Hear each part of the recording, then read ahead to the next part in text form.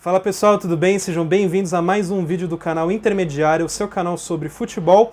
E a gente vai trazer hoje então o terceiro episódio da nossa série A Taça do Mundo é Nossa. É uma série sobre futebol e sobre Copa do Mundo principalmente. Vamos falar um pouco sobre os países, sobre as competições e bastante curiosidades. Então vamos viajar no tempo com a gente comentou agora há pouco no outro vídeo sobre o Uruguai, em 1930, a primeira Copa do Mundo. E agora a gente vai para 1950, Copa do Mundo no Brasil, mais um título uruguaio, a quarta competição, até porque em 42 e em 46 não teve Copa por causa da Segunda Guerra Mundial. Então o Brasil que foi sediado pela quarta competição da Copa do Mundo, vamos trazer essas novidades para vocês, mas antes não se esqueçam de se inscrever no canal, compartilhar com seus amigos, deixa o seu like no vídeo e vamos viajar no tempo de novo com a gente.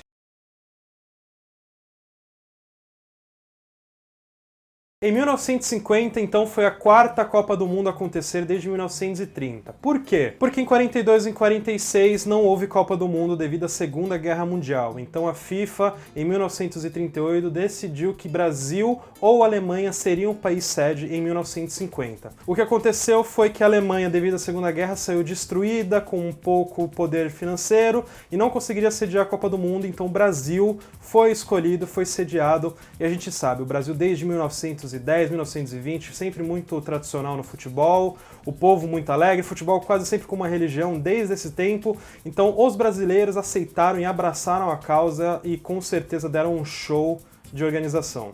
Bom, show de organização eu digo por parte dos brasileiros, né? Porque obviamente, como a gente conhece o Brasil, nada foi entregue no tempo que deveria. Mas por parte dos brasileiros, com certeza foi muito comemorado, estava sempre nos bares, nas ruas, nos escritórios, todo mundo torcendo pela seleção brasileira. Antes mesmo, com muita ansiedade, muita festa, um carnaval, aquela loucura toda. Então, definitivamente, os brasileiros estavam muito ansiosos por essa Copa do Mundo e a seleção estava no hype também para ganhar esse título, já era muito comemorado, praticamente certeza que a gente ganharia. Não foi o que aconteceu, mas chegamos até o final, a gente conta isso depois. O importante é que o Maracanã, que foi o grande palco da final e até hoje o lendário estádio Maracanã, recebeu não só a final, como também a estreia da seleção brasileira. E também, além da estreia, a gente teve outros estádios, por exemplo, o Pacaembu em São Paulo, que foi muito comemorado e até hoje super conhecido do governo, a Ilha do Retiro em Pernambuco, que hoje é a casa do Esporte Clube Recife. A gente tem o Independência, que hoje é a Arena Independência do América Mineiro em Minas Gerais. E aos poucos conhecidos Dorival de Brito em Curitiba e o Eucaliptus no Rio Grande do Sul, que já chegou inclusive a ser a casa do Internacional de Porto Alegre, que depois foi para o Beira-Rio, mas que nessa época tinham também uma capacidade entre 15 e 20 mil pessoas e também foram usados para a Copa do Mundo. E como que era o Brasil em 1950? A gente era governado por Juscelino Kubitschek, que foi o sucessor do Vargas e manteve todo o seu plano até lá, ele que inclusive foi reeleito depois, e a partir de 1950, com o fim da Segunda Guerra, havia um clima de otimismo pela vitória dos aliados, né? Então os Estados Unidos que deu seu grande show, o Brasil veio na onda junto e se espelhou muito, não só na moda, mas como na tecnologia, nas inovações e na maneira de governar. Tanto é que Juscelino Kubitschek teve a ideia de criar uma nova capital, um novo Distrito Federal para o Brasil, que foi Brasília. Obviamente isso foi anos depois, mas essa ideia já vinha começando a ser ali nutrida desde 1950, 1951, então a Copa ela veio para alavancar não só economicamente o país, mas também a fama e o prestígio de Juscelino Kubitschek. E deu certo, né? Apesar da Copa não ter sido o que a gente esperava, economicamente e até como o prestígio do Brasil melhorou muito. E surfando nesse ritmo, a gente teve também a ascensão dos clubes de futebol. Na época, as seleções estaduais eram que dominavam as competições. Então tinha a seleção de São Paulo, a seleção do Rio de Janeiro, a seleção de Minas Gerais, mas a dominância realmente ficava ali entre São Paulo e Rio de Janeiro, que faziam as finais quase que sempre, né?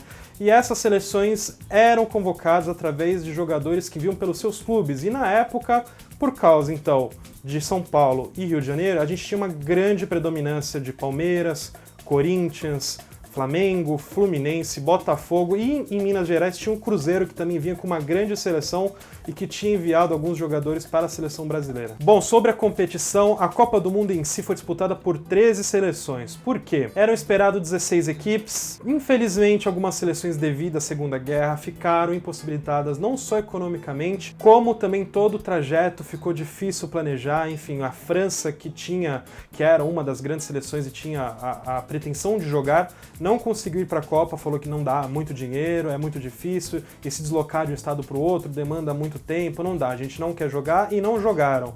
A Índia também não estava com muito dinheiro e se recusou a jogar. A Áustria, que vinha com grandes seleções e prometia fazer uma boa Copa do Mundo, também não conseguiu, não foi jogar.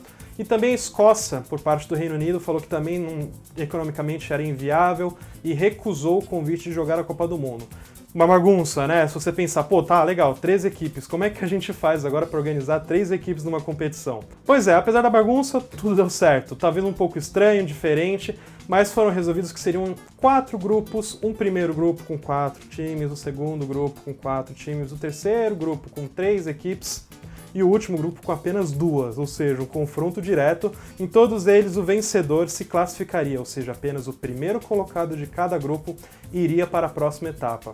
E como que era a próxima etapa? Não eram semifinais, era mais uma confusão. Eles tinham que fazer mais um outro grupo, e desse grupo, o primeiro colocado entre as 4 melhores equipes seria o grande campeão. Bom, então vamos falar como é que ficaram os grupos e suas composições pelas seleções. No grupo 1, após ganhar do México por 4-0 na inauguração do gigante Maracanã, o Brasil foi a São Paulo e empatou em 2-2 com a Suíça. A Iugoslávia, que havia vencido os 2 primeiros jogos, só precisava de um empate para despachar a seleção canarinha.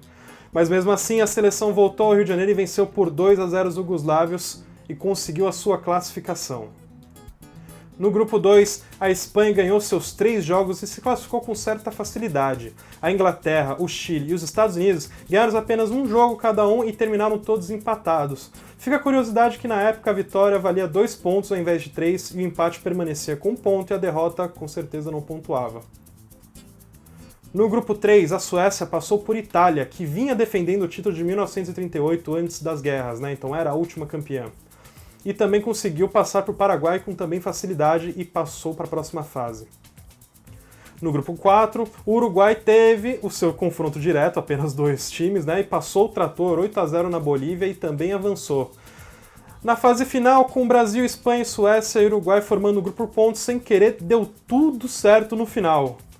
E o Brasil nessa segunda fase passou o trator em cima dos seus adversários, um 7-1 na Suécia, um 6-1 na Espanha, e você imagina a torcida como estava alvoroçada, né? Já estava confiante no título, agora então depois de 2 goleadas, estava praticamente garantido. O Uruguai, que vinha de um empate em 2-2 com a Espanha e uma vitória por 3-2 diante da Suécia, precisava muito de uma vitória contra o Brasil. Então o que eu falei pra vocês, lembra? Tudo uma bagunça, mas no final deu tudo certo? Pois é, a final acabou acontecendo como final, apesar de ser pontos corridos. O Brasil tinha 4 pontos e o Uruguai tinha 2 pontos. Então se o Brasil segurasse o empate contra o Uruguai, seria campeão mundial e estava tudo resolvido.